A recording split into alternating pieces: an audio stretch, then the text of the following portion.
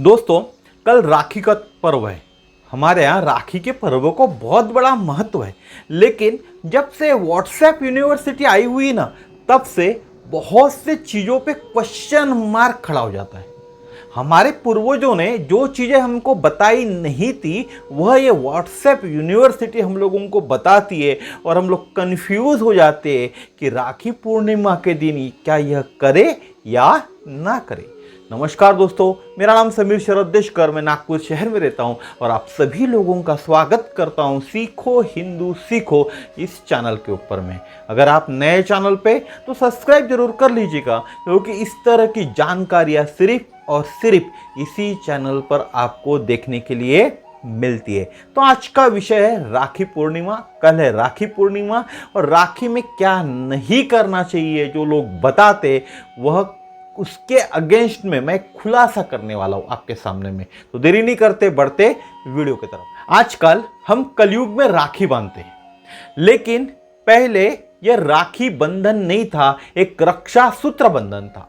रक्षा सूत्र बंधन यानी क्या? रक्षा सूत्र बंधन यानी युद्ध में जाने से पहले सुरक्षा के लिए राजा के हाथों पर बांधे जाने वाला एक बंधन था। रक्षा सूत्र बंधन किसको कहते हैं? युद्ध में जाने से पहले राजा की सुरक्षा के लिए हाथों पर बांधा जाने वाला एक बंधन था, जिसे रक्षा सूत्र बंधन कहा जाता था।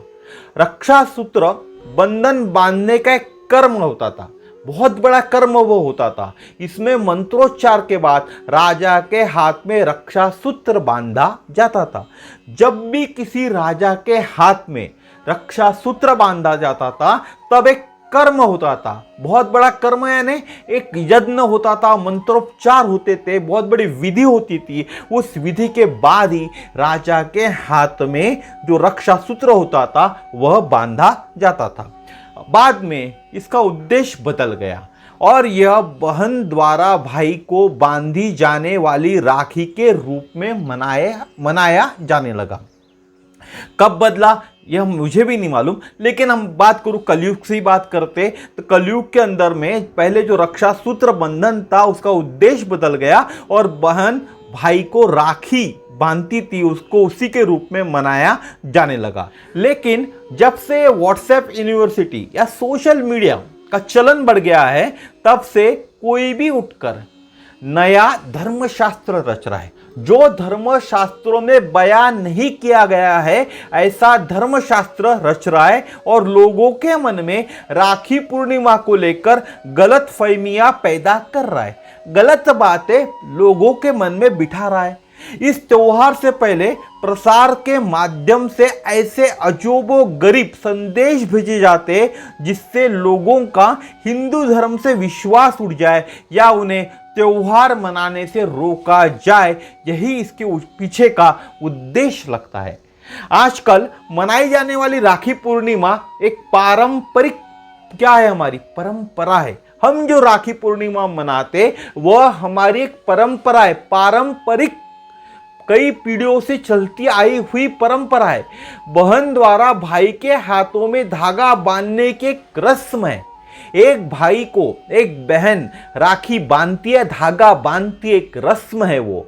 इसमें कोई भी मंत्र उपचार या कोई भी अनुष्ठान नहीं होता। जैसा पहले जब राजा के हाथ में रक्षा सूत्र बनता था तब मंत्रोपचार होता था, ऐसा मंत्रोपचार जब एक भाई के हाथ में बहन राखी बांधती है तब कोई भी मंत्रोपचार या अनुष्ठान नहीं होता है। तो राखी बांधने के लिए भद्रा या और कोई अन्य मुहूर्त देखने की आवश्यकता नहीं है।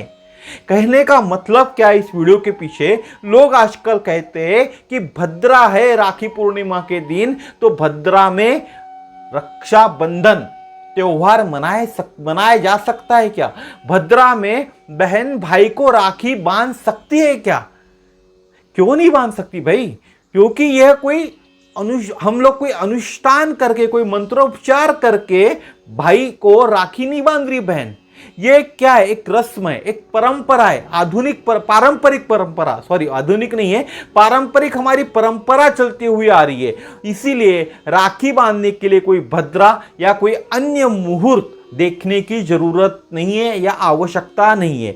धर्मशास्त्र क्या कहता है, हमारा जो हिंदू धर्मशास्त्र है, सनातन धर्मशास्त्र है, वह क्या कहता है, सभी को अपने त्योहार हर्षोल्लास से मनाना चाहिए। लेकिन आजकल व्हाट्सएप आने के बाद से बेहद ही ज़्यादा अजोबो गरीब मैसेज फॉरवर्ड किए जा रहे हैं। जो लोग कह रहे हैं कि कोई धार्मिक विद्वान पंडित नहीं है, जो लोग ये कहते हैं कि भद्रा के अंदर में राखी नहीं बांधनी चाहिए, वे कोई धार्मिक विद्वान या कोई बहुत बड़े पंडित नहीं है। वे इसे कहीं से इकट्ठा कर रहे, यानी कॉपी पेस्ट कर रहे और धर्म ग्रंथों के नाम पर लोगों पे थोप रहे। जो लोग बोल रहे कि भद्रा के अंदर राखी बांधी नहीं जाती या बांधना नहीं चाहिए, वे कोई धार्मिक विद्वान पंडित नहीं है। वह इस बात को कहीं और से सुन रहे, कहीं से कॉपी पेस्ट कर रहे और धर्म ग्रंथों के नाम पर, धर्म ग्रंथों में ऐसा कहाँ है करके लोगों पे थोप रहे।